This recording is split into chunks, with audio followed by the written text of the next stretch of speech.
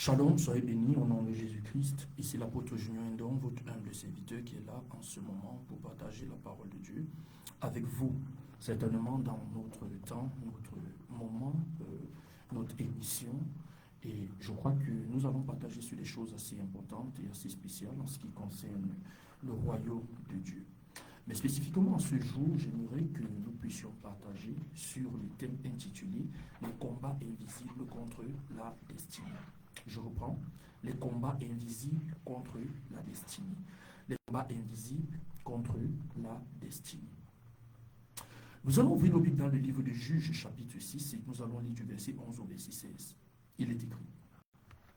Puis vint l'ange de l'Éternel, et il s'assit sous le térébinthe d'Ophra, qui appartenait à Joas de la famille d'Ébiézé.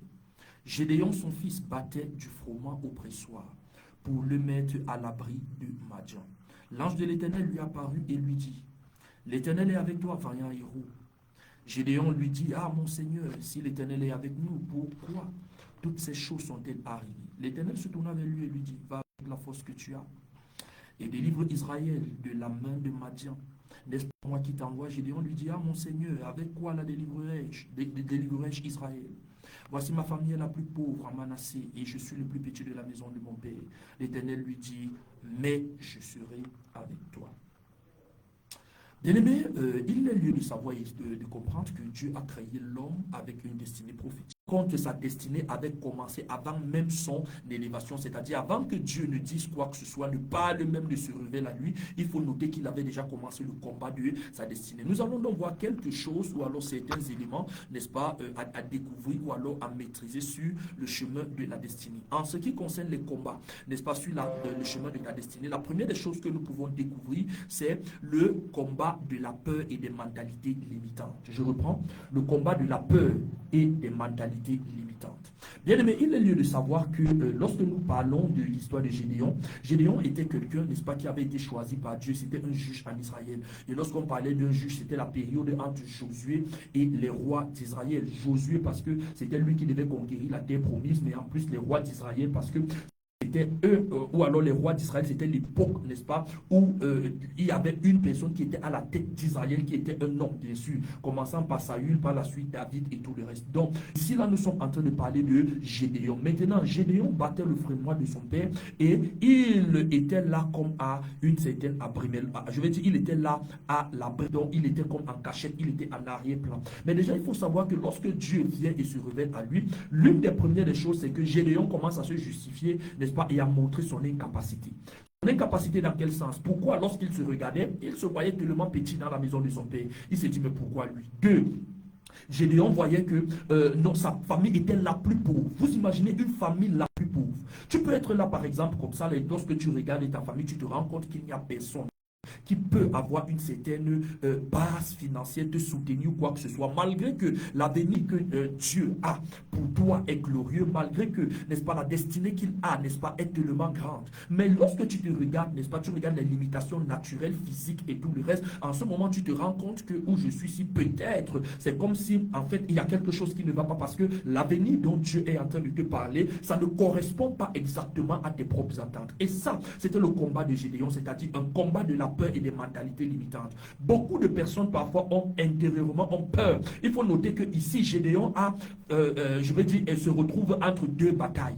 Un, il y a une bataille extérieure. Quand je parle d'une bataille extérieure, c'est une bataille non seulement de la peur, de l'oppression et des attaques de Madian. C'est-à-dire ils étaient comme un territoire sous une certaine oppression. Vous savez, lorsque nous parlons de l'oppression, beaucoup d'entre nous, nous connaissons ceci parce que nous avons vécu la colonisation en Afrique. Ça fait que beaucoup de personnes, n'est-ce pas, lorsqu'on parle de l'oppression, ça veut dire que tu ne peux pas exprimer ta propre volonté. Un autre peuple vient, n'est-ce pas, là où toi tu es, et là on se retrouve en train de te soumettre. Et l'oppression n'est pas toujours, si nous revenons dans notre contexte, n'est pas toujours dans le sens physique, mais l'oppression peut même être spirituelle, où tu es là, peut-être tu n'arrives pas à bien dormir. Beaucoup de personnes, lorsque, n'est-ce pas, la nuit arrive pour toi, c'est le début du cauchemar, parce que tu ne sais pas comment les choses vont se passer. Chaque nuit qui passe est un moment d'épreuve pour toi. Bien aimé, il faut noter que ça, c'est ce qu'on appelle une oppression. Mais en plus de cela, il y avait une chose que Gédéon vivait, c'était une je veux dire une pression ou alors une prison intérieure. La prison intérieure, c'était à cause de sa mentalité, de son complexe, de sa vision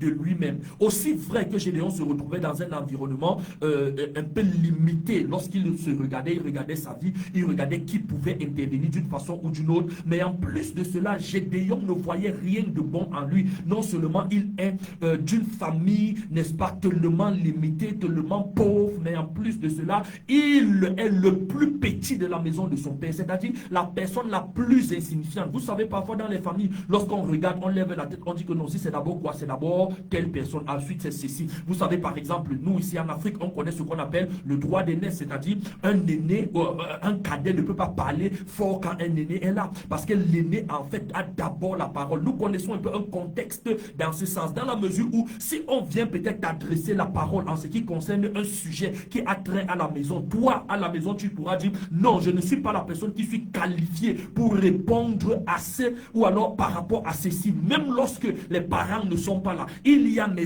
aînés, il y a des personnes qui viennent avant moi qui peuvent répondre valablement parce que moi je n'ai pas le mandat, je n'ai pas l'attribut nécessaire de répondre favorablement à cela. Et c'est ainsi que Gédéon lui y voyait la vie. La peur et la mentalité limitante sont des combats invisibles contre la destinée. La peur détruit la vision, tue l'audace, pousse les hommes à se cacher. Les manifestations limitantes enferment les hommes, n'est-ce pas, dans des prisons invisibles. Bien aimé, il est important de savoir que lorsque nous parlons de la peur et des mentalités limitantes, c'est un sujet, n'est-ce pas, qu'il ne faut pas prendre à la légère. Aussi vrai, n'est-ce pas, que nous pouvons vivre dans la vie ainsi de suite, mais il faudrait noter parfois que l'expérience de la vie, les réalités par lesquelles parfois nous passons, parfois nous donnent une certaine perception et nous permettent même d'accepter certaines choses ou pas. Vous voyez, c'est un peu comme une personne qui se retrouve dans des situations tellement difficiles. Mais si on vient lui promettre le bonheur, on vient peut-être lui promettre l'élévation, on vient lui promettre, je ne sais pas comment dire, quelque chose que Dieu veut faire pour lui de grand. En ce moment, pour qu'il accepte cela, sera un peu difficile parce qu'il va dire que non, peut-être ça c'est juste une blague ou alors c'est juste des promesses fallacieuses ou quoi que ce soit. Il est écrit, renverse l'autel de Baal qui appartient à ton père. Ça veut dire, lorsque l'ange est venu, n'est-ce pas, parler à Gédéon, en ce moment, l'ange lui dit de renverser l'autel. Il faut que l'autel là soit renversé. Vous savez, lorsque nous parlons d'un autel c'est un lieu de rencontre entre l'humanité et la divinité. Un autel est un lieu de rencontre entre le naturel et le spirituel. Vous savez, dans beaucoup d'environnements, nous avons ce qu'on appelle des hauts lieux, des lieux sacrés, et ainsi de suite. Nous avons parfois même des arbres mystiques, des endroits que nous voyons physiquement comme ça, mais ça porte une grosse réalité spirituelle. Pourquoi? Parce qu'il y a un grand mouvement des esprits, n'est-ce pas, qui accompagne cela. Or, beaucoup de vies, beaucoup de familles, beaucoup de destinées sont bloquées derrière certains hôtels. Et certains hôtels, vous allez vous rendre compte, on va dire peut-être, voici l'arbre de la famille. Parfois, certains hôtels, ça peut même être un totem. Donc, c'est un totem familial. Je me souviens, il y a quelqu'un par exemple avec qui on a beaucoup prié, mais malheureusement on a tellement prié et il a commencé à devenir pauvre. Or, la vérité qu'il ne m'avait pas dite, c'est que en ce moment, il y avait un autel qui parlait contre eux parce que c'était quelqu'un qui était d'une famille et ils avaient un serpent dans leur famille.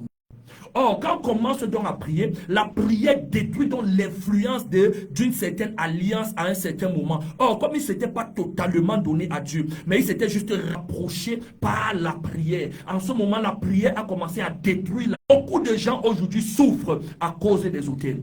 Et malheureusement, certaines personnes se disent non, oh, pasteur, prie pour moi pour ceci. Bien aimé, il faudrait noter que en ce qui concerne la réalité des autels, c'est une autre chose. Ce n'est même pas une histoire peut-être de prière, de délivrance. Non, c'est une autre chose en ce qui concerne la prière où toi-même tu dois t'impliquer de façon totale afin d'être totalement libéré. C'est la raison pour laquelle Dieu a premièrement demandé à Gédéon de détruire l'autel de son père. Pourquoi? Parce qu'il ne fallait pas que ses influences spirituelles puissent davantage l'influencer. Tu as une grande destinée, mais l'autel parle contre toi. Sois-en sûr d'une chose, lorsque tu vas faire un pas en avant, tu risqueras de faire 2 pas en arrière. Pourquoi? Parce que l'autel aura tendance à te ramener en arrière, parce qu'il y a une alliance en arrière-plan qui n'a pas été brisée.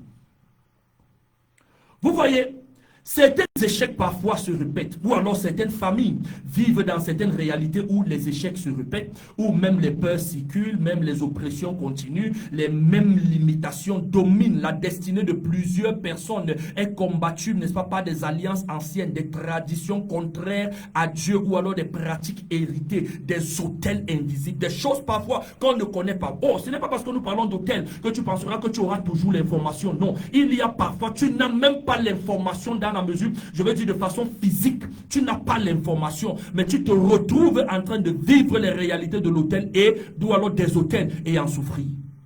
Gédéon ne pouvait pas délivrer Israël tant que l'autel de la maison de son père était debout, parce que l'autel là l'influençait. Certaines délivrances doivent commencer par tes fondements. Quels sont tes fondements? D'où est-ce que tu sors? De quelle famille est-ce que tu es issu? Quelles étaient les alliances qui ont été établies peut-être par tes aïeux, par tes ascendants? La plupart du temps, nous négligeons ces choses. Mais malheureusement, plusieurs personnes se retrouvent toujours en train de dire: oh pasteur, rien ne va dans ma vie. Pasteur, tout ce que je fais, ça ne marche pas. Mais est-ce que tu as regardé tes fondations, bien-aimés? Est-ce que tu sais que dans le plan, je veux dire dans le plan spirituel, Dieu n'intervient pas dans la vie des gens s'il, en fait, n'est-ce pas, il n'a pas été invité. Ça veut dire que ce n'est pas parce que, n'est-ce pas, tu penses que tu pries que les choses vont automatiquement changer dans ta vie. Non, tu peux même prier, tu peux avoir même beaucoup de temps, n'est-ce pas, ou alors une vie de prière. Mais si tu ne brises pas certaines alliances, ces alliances vont fonctionner dans ta vie. Pourquoi? Parce que Dieu respecte les alliances. Dieu n'est pas là pour... Dieu respecte les alliances. Dieu n'est pas là pour détruire des alliances qui ont été tissées par toi ou par ta descendance. Il respecte les principes spirituels. Si tu as des gens, tu as des parents, tu as des aïeux qui ont établi certaines choses de leur plein gré, il faut que toi maintenant tu puisses renoncer par ton plein gré, n'est-ce pas, de beaucoup d'alliances qui te maintiennent en captivité. C'est la raison pour laquelle, mon frère, ma soeur, il est important pour toi de prendre le sujet des autels au sérieux. Il faut noter que où tu es là, il y a certaines fondations à laquelle, n'est-ce pas, auxquelles tu te retrouves et qui parfois peuvent t'influencer. Et c'est ça qui fait à ce que tu te retrouves parfois, généralement, en train de tourner en rond. Tu tournes en rond et tu te demandes et tu te poses la question: pourquoi est-ce que ma vie est comme ça? Pourquoi est-ce que ma vie est ceci? Pourquoi? À cause de tes fondations. Quel est, n'est-ce pas, l'autel maléfique qui te combat? Ou alors, quel est l'héritage spirituel que tu as? Malheureusement, beaucoup de nos parents, par ignorance pour certains, par connaissance pour d'autres, bien sûr, nous ont connectés à des entités maléfiques qui se retrouvent en train de nous combattre. Beaucoup de gens, parce qu'ils ont été trompés par un système quelconque, d'une façon ou d'une autre, se sont retrouvés en train de développer une forme de spiritualité qui est en opposition avec Dieu. Et ceci, ça a mis les esprits maléfiques en action et qui les amène, n'est-ce pas, à agir de façon légale dans certaines vies et dans certaines familles. Et toi, lorsque tu viens d'une pareille famille, tu n'es pas au courant, tu te retrouves en train de souffrir. L'une des choses que tu dois faire, c'est de combattre et de détruire cet autel. Gédéon ne pouvait pas, n'est-ce pas, délivrer Israël tant que l'autel de la maison, n'est-ce pas, restait debout. Certaines délivrances doivent commencer par les fondements. Beaucoup veulent avancer avec Dieu, mais sans jamais renverser les anciens autels. Mais Dieu ne bâtit pas sa gloire sur les fondements mélangés. Non. Avant l'élévation, il y a souvent une confrontation spirituelle. Il faut confronter ces esprits, ces puissances, afin de les détruire totalement. Ça doit être avec ton aval, c'est-à-dire toi-même tu te donnes à la prière, aux jeunes, à beaucoup, c'est-à-dire de façon totale, afin de voir les choses changer. Mais malheureusement, beaucoup de personnes, lorsqu'ils viennent, n'est-ce pas, ils se disent seulement: pasteur, prie pour moi, et pensent qu'une prière peut-être de 2 minutes changera certaines choses en ce qui concerne leur vie. Non, bien-aimé, il faut que toi-même tu t'appliques, il faut que toi-même tu te donnes, il faut que toi-même tu t'abandonnes afin que tu puisses voir et expérimenter la gloire de Dieu. La troisième des choses que j'aimerais mentionner ici, n'est-ce pas, c'est que le combat spirituel c'est le combat spirituel contre la destinée. Le combat spirituel contre la destinée. Vous voyez, tiré de l'histoire de Gédéon, nous comprenons clairement qu'il y avait un combat spirituel, c'est-à-dire la mission de Gédéon était de partir de libérer Israël. Parce qu'Israël était en captivité. Israël était maintenu captif. Or, pour vivre une certaine liberté, il fallait les combattre. Souvenez-vous d'une chose, c'est que en fait, le peuple d'Israël, même depuis, à partir même des promesses, je vais dire, faites à Moïse, il fallait sortir du pays d'Égypte, c'était une chose. Mais la deuxième des choses, c'est que pour qu'Israël soit en paix, il devait conquérir leur terre qui était conquérie Canaan. Beaucoup de personnes pensent qu'ils vont vivre la gloire de Dieu, la bénédiction de Dieu, la faveur de Dieu, toutes ces choses, sans conquérir leur terre promise. Oh, c'est fou. Il y a des combats pour ta destinée. Il y a des choses sur lesquelles tu dois te lever dans la prière, dans le jeûne, n'est-ce pas, pour voir les choses briller dans ta vie. Parfois, nous pensons que ce sera juste, n'est-ce pas, en appelant le pasteur et en demandant la prière. Gloire à Dieu pour ceci, mais je peux te dire, ça devient limité à un certain niveau. Pourquoi? Parce que parfois, pour ta destinée, il faut que tu te donnes corps, âme et esprit. Il faut que tu prennes les choses en main. Regardons comment parfois nous prenons notre vie au sérieux en ce qui concerne le domaine physique et même le domaine psychique. Quand je dis psychique, j'ai envie de dire le domaine psycho-émotionnel ou alors intellect. Beaucoup d'entre nous, vous partez dans des formations, vous vous faites former, vous apprenez des choses, beaucoup de choses, vous développez des connaissances, des compétences, toutes ces choses. Mais la plupart du temps, dans le volet spirituel, nous mettons de côté certaines choses. Et de toute peur, de toute forme de captivité qui t'empêchait de vivre et d'expérimenter la puissance de Dieu. Merci Père parce que tu fais cela dans la vie de quelqu'un. Au nom puissant de Jésus-Christ. Amen. Bien aimé, je rappelle que je suis l'apôtre Junior Indon et je réponds au numéro. Peut-être tu es là, tu veux peut-être un rendez-vous avec moi. Peut-être tu es là, tu veux que nous travaillions ensemble dans la foi chrétienne. Tu as peut-être besoin même de prière, n'est-ce pas? Je suis là, je suis à ta disposition. Nous sommes exactement derrière la mairie de Bafan. Je réponds au numéro de téléphone 674 13 19 42. 674 13 19 42. 674 13 19 42. N'est-ce pas? Peu importe ce dont tu souffres. Peut-être tu es là, tu as des problèmes, des blocages, n'est-ce pas? Il y a une main maléfique sur ta vie n'avance pas, tu tournes en rond, ou alors peu importe la situation, je t'invite en ce moment. Parce que la grâce de Dieu sera très forte. La grâce de Dieu sera tellement grande. Pour ceux qui me connaissent et qui ont l'habitude de m'écouter, vous voyez parfois, vous expérimentez et vous voyez beaucoup de miracles. Si Dieu fait de telles choses, je veux dire en live, à partir de la radio, imagine si tu es là présent. Ça veut dire qu'en ce moment, il y aura une très forte grâce qui va se manifester. C'est derrière la mairie de Bafan. Je reprends, derrière la mairie de Bafan.